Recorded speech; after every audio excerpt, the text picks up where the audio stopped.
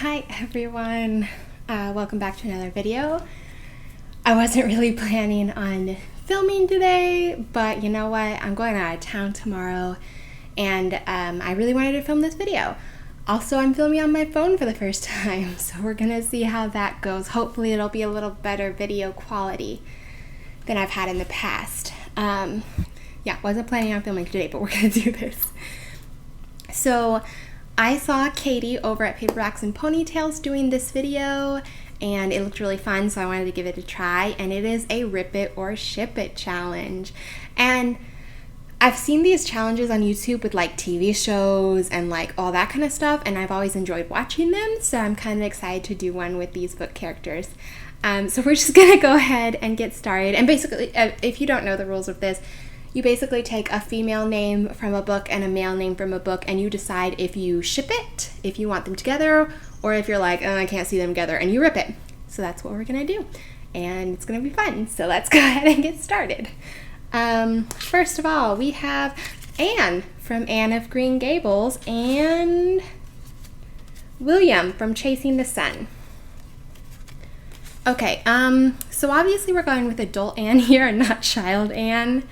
And that's Chasing the Sun by Tracy Peterson, by the way. And Anne of Green Gables is, of course, by L.M. Montgomery.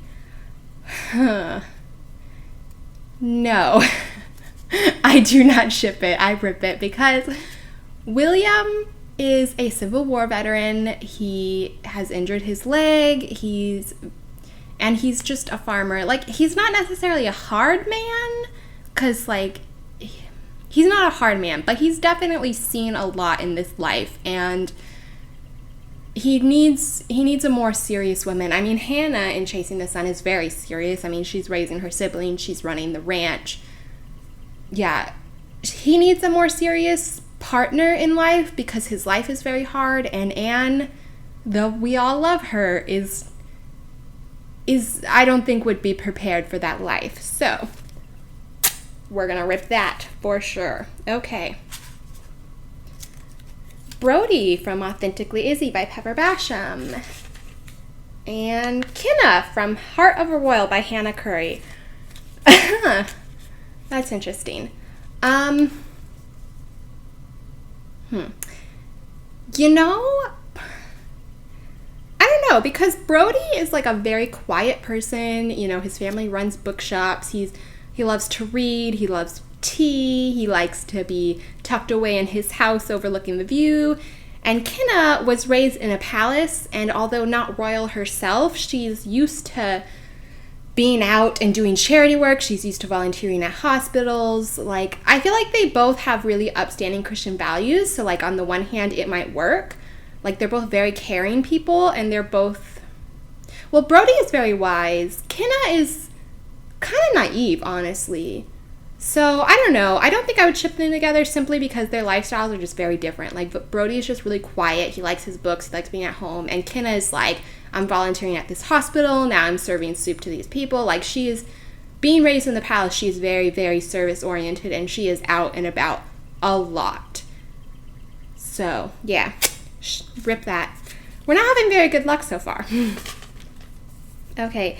Arabelle, Era from On Wings of Devotion by Rosanna White. And Paul from Until Leaves Fall in Paris by Sarah Sundin. Yes, I could see that. I could definitely see that. Yeah, and I think I'm just going to set like time periods aside, because obviously Era's from World War I and Paul's from World War II, but I'm just going to, like, if I get people from different time periods, I'm just going to picture them in the same time period for that. Yeah, they both understand wartime stresses. Also, Paul has his daughter, his little girl, and I think Era would be so great with that little girl. I mean, she's a nurse, she's very caring, she's very giving, like, yeah, she would be a great, like, second mother, I feel like. And I feel like they both understand, like, sacrificing. Like, Era, I mean, if you read that book, like, she gives and she loves unconditionally, and she gives so much. She is so charitable and giving to those, even though they don't deserve it. And Paul, I mean, he has such strong convictions that, like, he literally allows all of his old friends to hate him just so he can do what's right. So yeah, I feel like they're both very strong Christians. They both have a lot of conviction, and I feel like that would work well together. So I'm gonna say I could ship them. Henrik from The Sound of Light by Sarah Sundin, and Emily from Worthy of Legend by Rosanna M. White.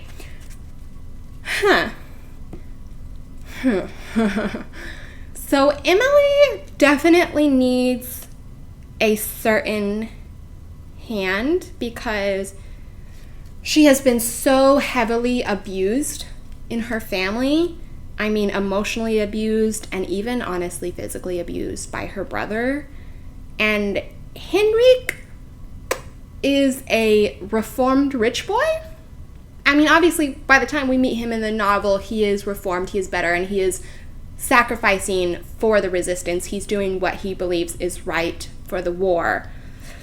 So he is very strong. He believes in his convictions. I feel like he would definitely be willing to protect her, but I'm not sure that he has the personality that would draw her in because of her fears and because of her her emotional fears after being abused. She really needs somebody who's going to be able to break down those walls and let her trust men. And Henrik is just so quiet and he has so many secrets of his own that I'm not sure he would be able to break down that wall. So yeah, I'm going to say rip. Elsa from The Sound of Light, or Elsie, I don't know how to say her name. It's from Copenhagen, so I don't know. So yeah. And Peter from When Twilight Breaks by Sarah Sundin. They're both Sarah Sundin people from different books. Elsa and Peter. Yeah, I could see it. Well, I'm not sure that I could necessarily see it, but there's no reason that I couldn't see it, I guess is a better way to explain. Peter is like a professor. Yeah, he's a linguistics professor. She's a physicist. They're both like really good at their jobs. They're both very intelligent. They both put a lot of thought into their beliefs. Like he's in Germany in like around 1938, so he's watching all this political stuff happen and he is observing and forming thoughts about it, whereas she's in Copenhagen during the occupation and she's, seeing all this stuff happen and forming opinions about it. Honestly, yeah, I could see them. I'm gonna say ship that. Oops, pulled out two. Hold on. Okay, Drake Elton from The Number of Love by Rosanna M. White, and Hannah from A Tailor-Made Bride by Karen Whitemeyer. Ooh, Drake and Hannah. Hannah is a dressmaker from the prairie of Texas, and Drake is a spy for the English Navy. He's very learned. He speaks several languages. He's very smart, very brave. She's a good businesswoman. She's very caring. She's willing to help others, even at the cost to herself. It's hard because, frontier Texas, World War I England, but setting that aside and just picturing them as people, I could see it. She's got, a level of sass that I think would make him laugh. Yeah, I could say I could ship them. Jess from A Pursuit of Home by Christiane Hunter. And Gilbert from Anne of Green Gables by Ella Montgomery. Jess and Gilbert. Oh my. Oh my.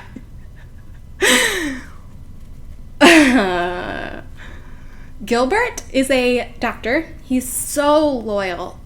He is so loyal. Honestly, you think loyal, you think Gilbert Blythe. But Jess is also super loyal. And yet their backgrounds are so different. I mean, Jess is a member of a royal family they were ousted from the throne, and her whole family, the whole royal family, is killed, but she survives by hiding in the floorboards, and she's discovered by English intelligence agents, and they take her back to England and train her to become an intelligence agent. So she is like a duchess, and her family is killed when she's like a child, like 14. So she is a 14-year-old duchess turned spy after her family is killed, and Gilbert is a small-town Canadian doctor.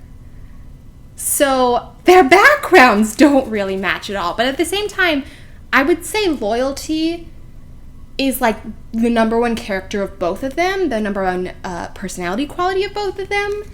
They're both so loyal, and they're both willing to do a lot for those they love. So that could actually be a really interesting pairing. I don't know if it would actually, like, if they'd actually be good together if I saw it in print, but I am intrigued by it, so I'm not going to rip it. I'm going to tentatively say ship. Okay. Derek from A Pursuit of Home by Christiane Hunter. And Miranda from A Noble Masquerade by Christiane Hunter. This is funny because this is in the same universe, and Derek and Miranda actually do know each other. No. Miranda is a lady through and through, and while she can handle things, because obviously her husband used to be a spy, so she's been a part of that world, she's seen that world, and while she doesn't necessarily need to marry a nobleman, she's definitely a noblewoman herself. And Derek, it takes him a while to find himself, and although he's fun, I just don't see them together. I'm gonna rip it.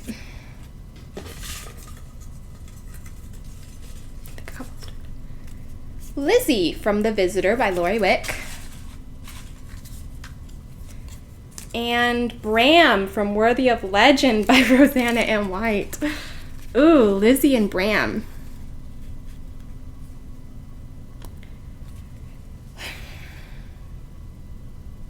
I have no idea, actually. Lizzie is a quiet country, she's not quite a commoner, but she's not quite a gentlewoman either. She's kind of in that, like, in-between category of English society in, like, the 1800s. She's, like, a gentleman's daughter, And Bram is an earl, and that's not necessarily, like, a deal breaker, I don't think. Bram is very protective. I mean, he's always taking in, like, stray animals, and, like, he's, like, that's the reason he's so good with Emily, because when she's abused, like, he sees that, and he's like, I'm gonna protect this girl, and he jumps in there, and that's one of the things that makes them really good together. Lizzie doesn't really need protecting. She comes from a great family. I could see Bram and Lizzie's family being friends. Like, I could totally see their families being friends, and I could see Bram and Lizzie being friends, but I'm not sure I could see them together. Like, I feel like they would be really, really good friends, but I don't really feel like there would be a romantic spark between them. So for that reason, I'm just gonna say rip.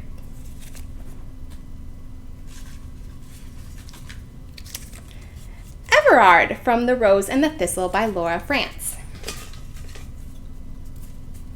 And Evelyn from When Twilight Breaks by Sarah Sundin. Oh, okay.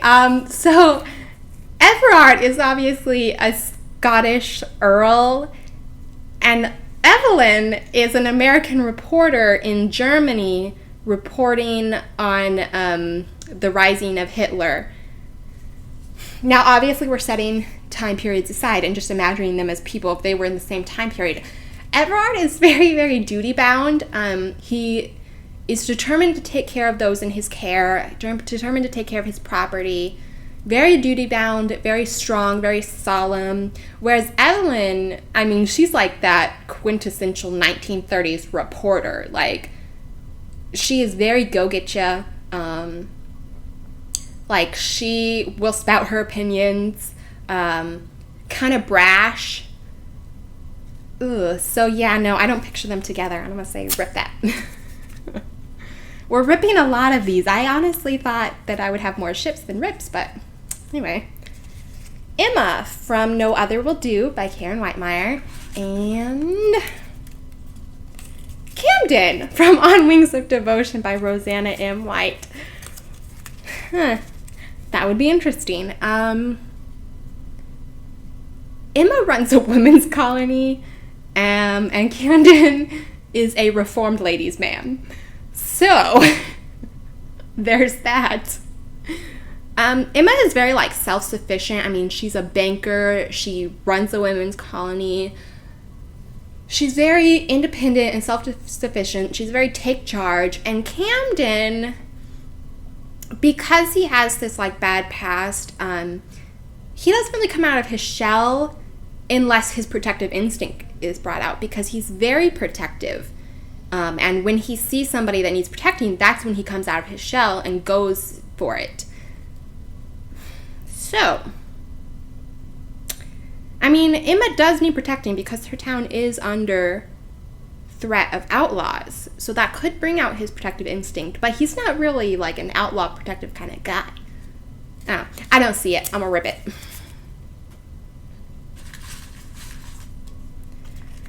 JT, or Jericho, from A Tailor-Made Bride by Karen Whitemeyer.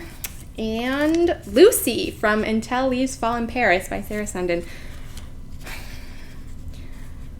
I don't really, well, JT is a livery owner, and he's very against, like, super feminine women. And Lucy is a ballerina. Like, he really leans into that Proverbs 31 verse about, like, avoiding vain women. And he would probably see a professional ballerina as pretty vain. I mean, obviously she's not, because she quits ballet and she buys her friend's bookstore so that they can escape to America before the Germans march on Paris, because her friends are Jewish. Like, she's very caring.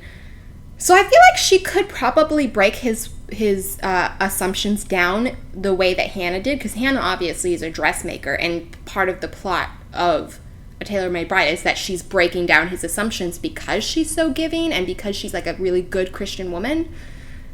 So I could honestly see a similar situation happening here. He would probably think Lucy was like super vain. She's a ballerina, like whatever.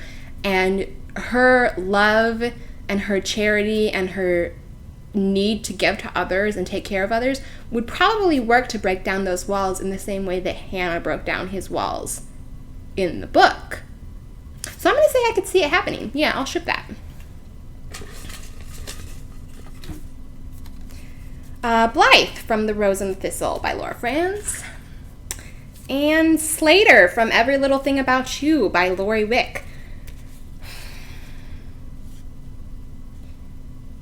No, I don't see it, because Blythe, being a society lady, I mean, she does chafe at society a little bit. She is kind of like outside of society in the fact that she's more scholarly and things like that, but she's also used to a certain level of niceties. And Slater is an ex-Texas Ranger turned sheriff. So he's kind of a little more rough and tumble than I think that Blythe would be able to handle. So I'm just, for those reasons, I'm going to say I'm going to rip it. Ryland from A Noble Masquerade by Christiane Hunter. And Chantel from The Miner's Lady by Tracer Peterson. Ryland has a lot of dark skeletons in his past, and he needs a woman that's willing to kind of dive into that. Chantel, I don't really see her as that. I mean, she does grow up in a mining town, which is pretty rough and tumble, so she is used to kind of the dark side of things. But I don't see her fitting into his world very well, so I'm going to say rip it. I can't believe I have so many rips, honestly. Sadie from Hope Between the Pages by Pepper Basham. And Oliver from Hope Between the Pages by Pepper Basham. I ship them, obviously, because they are an actual canon couple, and what more can I even say about that? I love them in the books. I shipped them in the books. I shipped them here. That was anticlimactic. Rig from Whatever Tomorrow Brings by Lori Wick. And Margot from The Number of Love by Rosanna M. White. Rig and Margot. She would be able to help him with the books in the store. I think that is a plot point of Whatever Tomorrow Brings, is that Rig hires the love interest, Katie, to keep his books because he's like gets distracted by the numbers. And Margot is a mathematician and a linguist, so she could definitely keep his books. However, he's like really protective, and he is definitely a like patriarchal kind of man, not in a bad way, but in the way that like he's like, this is my family, this is my woman, I'm going to take care of them, I'm going to do this. And he can be a little bit domineering on the bad days, like just in the fact that he's like, okay, I have to protect this person and I will be in charge to do it and I will tell them what to do it. And you have to remind him like, bro, take a step back. Like, okay. Margot would not handle that well. She'd be like, excuse me, get out. So yeah, I'm going to rip them. Moreland from The Visitor by Lori Wick. And Hannah from Chasing the Sun by Tracy Peterson. Moreland and Hannah.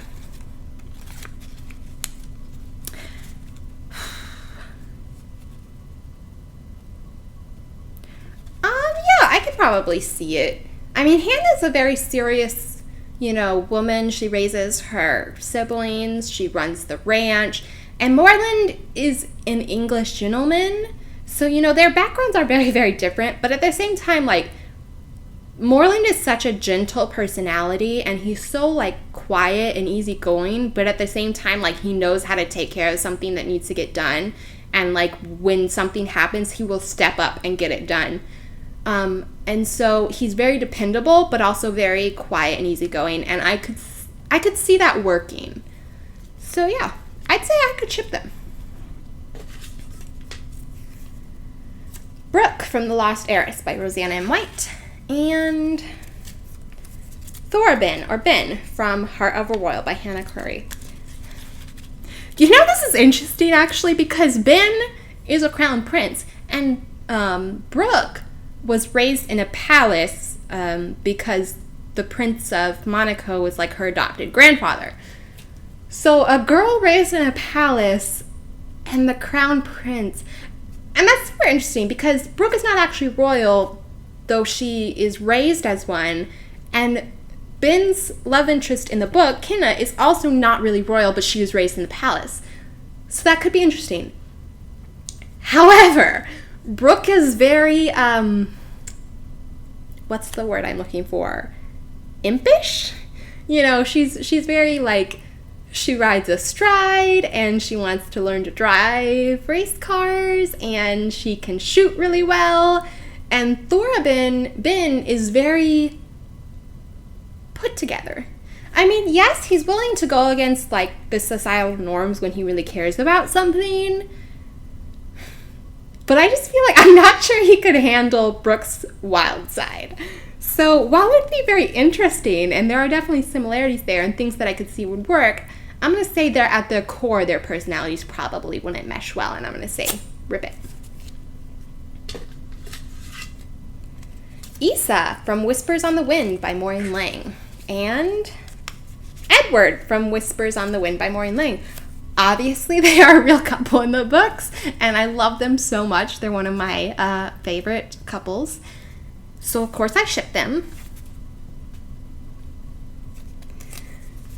Justin from The Lost Heiress by Rosanna M. White. And Liberty from Every Little Thing About You by Lori Wick. Ooh, let's see. A future duke and a girl who is determined to be a female sheriff. You know what, actually? You know what? I could see this. Because Liberty has a touch of wildness about her the same way that Brooke does. And Justin has a touch of protectiveness about him the same way that Slater does. Like, it's a plot issue in both books that both girls kind of get mad at these guys in a way for being overprotective, and they have to learn to take a step back.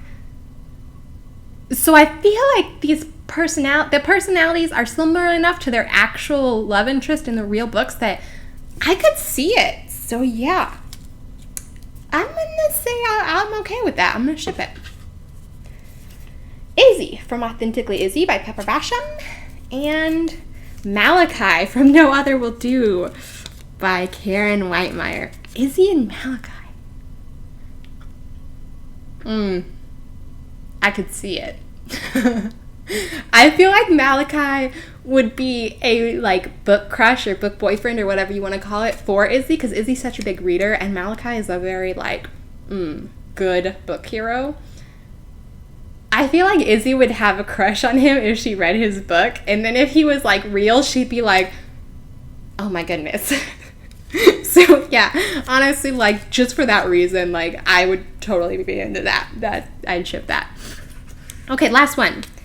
Dante from The Miner's Lady by Tracy Peterson, and Kate from Whatever Tomorrow Brings by Lori Wick.